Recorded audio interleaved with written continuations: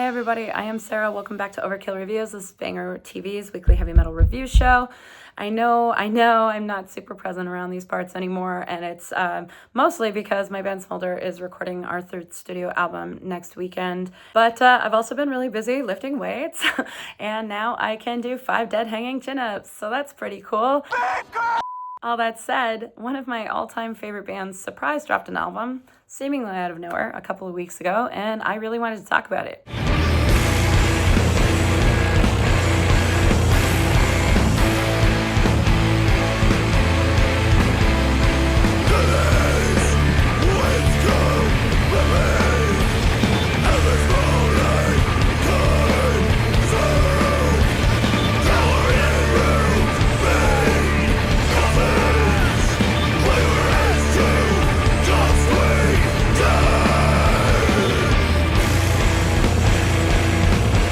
That track that you just heard is called First Red Rays. It is featured on the 12th studio album by Neurosis. The record is called An Undying Love for a Burning World, and it's out now via the band's own imprint, Neurot Records. And before we get into the review, I wanted to provide some context and a bio.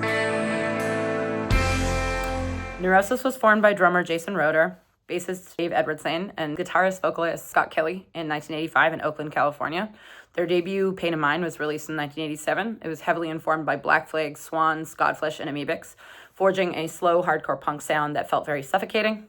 They truly nailed coming into their own sonically with 1993's Enemy of the Sun, followed by 1996's Through Silver and Blood. And it was then that they had truly consolidated their approach into what is now called sludge metal or post-metal.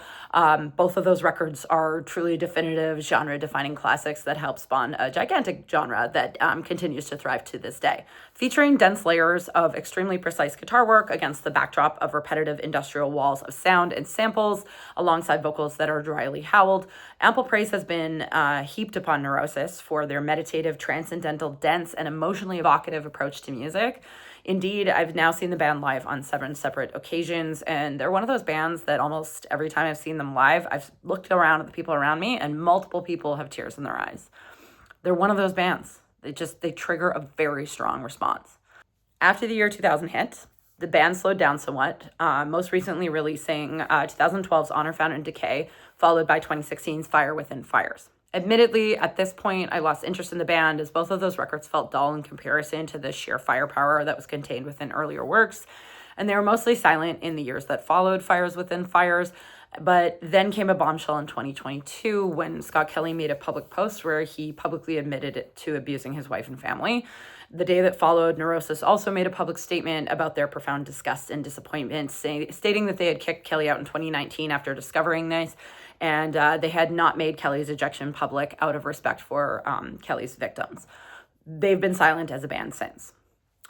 So, for many of us, I think that Kelly's behavior was a profound betrayal, and I personally felt the same, and I was incredibly relieved to see Neurosis take ownership and unequivocally reject and eject their abuser and act according to his victim's wishes.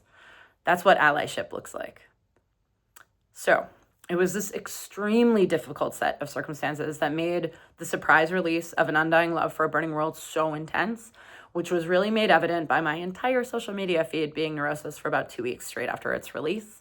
It was surprise dropped by the band on March 20th, 2026. It's the heaviest album that they've released in several decades, and it's also the first album that features sumac vocalist and guitarist Aaron Turner, who is the mastermind of post-metal outfit ISIS, who are probably the only band, at least according to my opinion, that achieved a similar level of ferocity to Neurosis with their albums Oceanic and Panopticon, which you can see here and here. I think that was an incredibly cool move, but this is a heavy album, and it has heavy circumstances associated with it. So let's talk about the music. You've likely heard people say this already or read a review, but that's okay. I'm going to say it again. This is the heaviest Neurosis album in decades. That does not mean it is as truly frightening or as heavy as Enemy of the Sun or Through Silver and Blood, but it is a really interesting return to their early 2000s sound, which balanced aggression within melancholy. Whereas Fire Within Fires felt subdued and even somewhat tentative in comparison to their unsettling early to middle period works, An Undying Love for a Burning World is chock full of ferocity. The thing I immediately noticed was the heavily layered vocals. You're hearing Steve Von Till's clean vocals with Aaron Turner's roars, and we're also hearing bassist Dave Edwardson's slow, low vocals, and this really helps dial up the intensity. While the pensive qualities of modern Neurosis are not gone, and you will hear these clean, subdued kind of parts amidst the melee on tracks like First Red Rays, this record altogether feels like a true exorcism of the band's cumulative rage. Altogether, it feels most reminiscent of their albums A Sun That Never Sets from 2001 and The Eye of Every Storm from 2004. So, we're going to listen to a clip to help illuminate this ferocity. This is a section of Mirror Deep.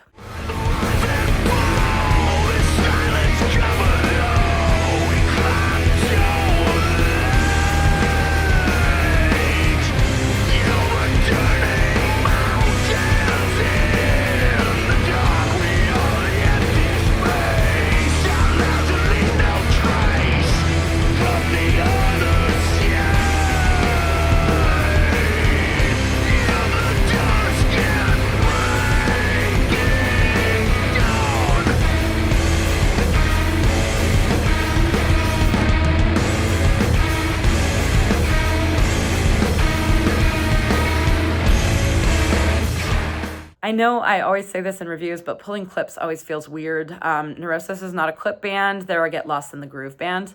But I did want to use that as a segue into the next thing. This music feels ferocious. It feels like an exorcism of the band's rage. And thematically, lyrically, the same is true. One could incorrectly argue that Neurosis isn't a political band. Numerous political theorists and myself would strongly disagree because the personal is political. In this context, Neurosis wrote an album about rage, about love, about disconnection, about the world dying. This was after they very publicly outed a member who publicly stated they abused their partner. Kudos to them for putting their foot down and ripping the disease out.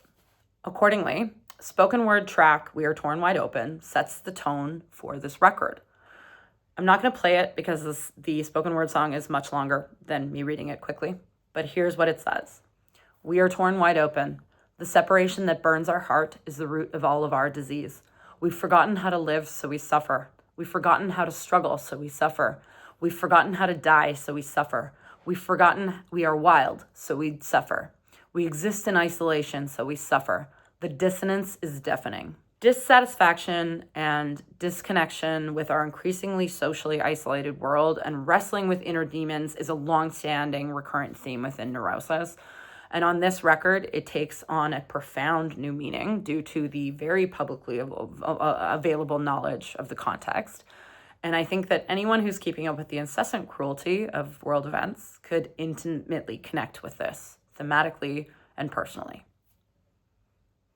It's effective.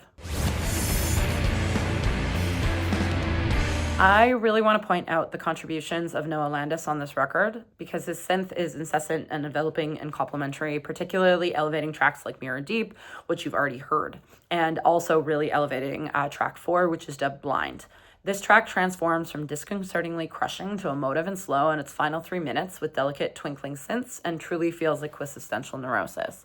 We'll listen to the bits from the heaviest and the lightest parts. We'll start with the heavy part from Blind. Here it is.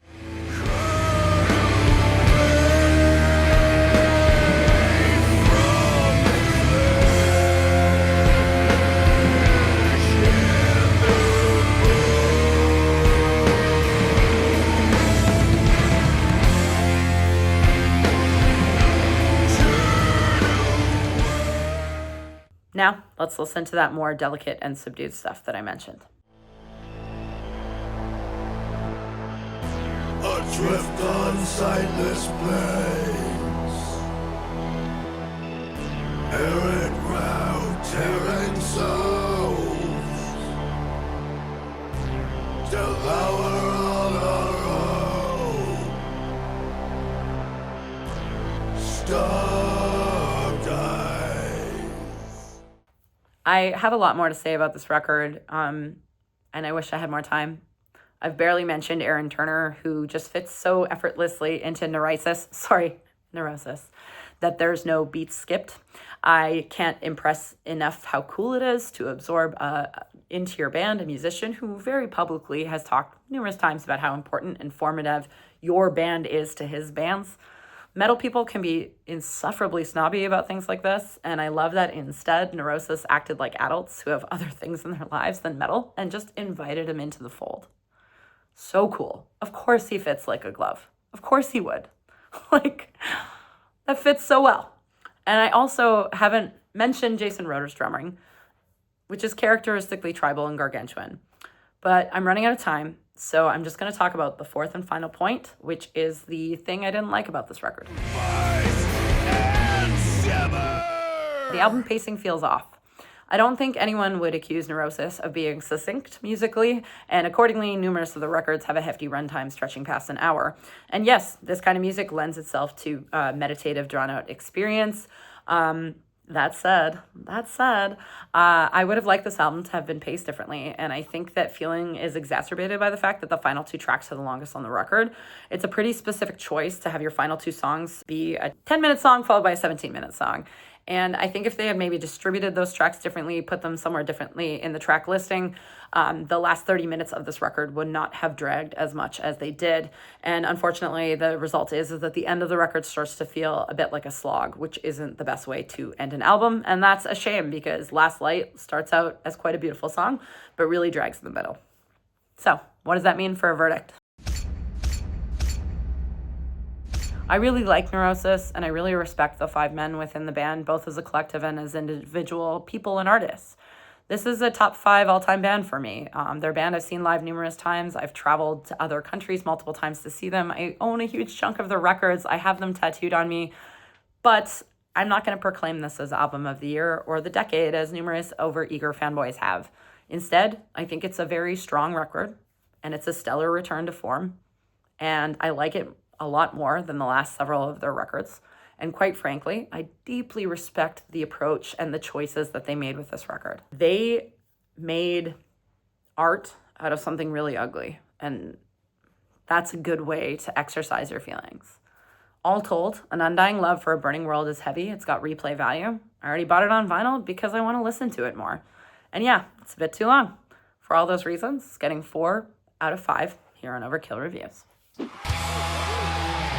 Now it's time for the shout-out. Given that I haven't been on BangerTV in a long time, I wanted to highlight my favorite releases from this year so far, which are all available on Bandcamp.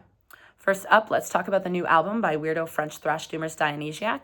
Their new album, Tourbe Des Reves, was released on March 27th via the ever-reliable Voidhanger Records. Next up on my recommendations is the third release by anarchist Swedish black metal outfit Trespasser. They released their third album, Yehio, on February 20th via Fucking Kill Records. It's incredibly intriguing and heavy. Highly recommend the song Strong Wind Blows in context. Listen to at least the first 3, but I'd recommend the whole record. Third and finally, I wanted to recommend the debut album by Vancouver-based Black Death band Akyros Expanse. Their debut, Sagittarius, is malevolent and dense and raw. Bonus points, opening track Storms of Reverence features an extremely powerful ooh late in the song. Check it out. All right, that's it. Take care of yourselves. Take care of each other. We'll see you again. Bye.